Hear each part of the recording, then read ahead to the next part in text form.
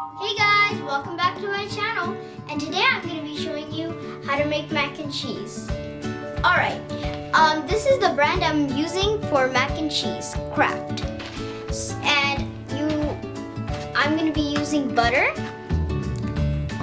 and milk, and if you want, I'll be using measuring cups. Alright, let's get cooking. Hey guys, first I put 6 cups of water into my cooking pot and then put it to medium heat and put on my cover. Okay guys, now that the water has boiled, I need to put the macaroni into the water. Let's do it. I'm going to carefully put the macaroni into the water. You have to shake it up a little for all of it to get out.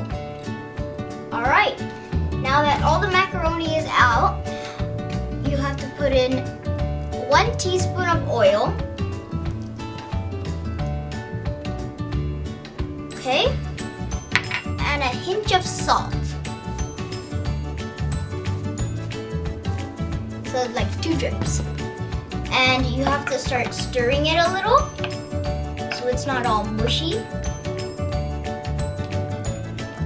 And now that we have stirred it, we have to put the cover back on and leave it at medium heat and come back until it starts heating up a little. Okay guys, it has been 14 minutes and the macaroni has boiled as you can see, and needs to be strained into the strainer.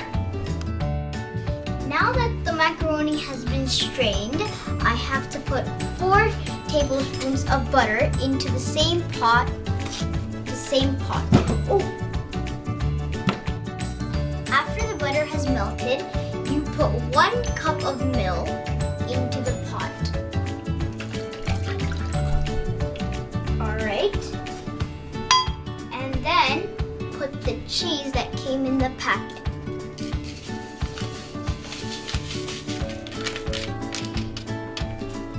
Alright. Now we have to stir a little.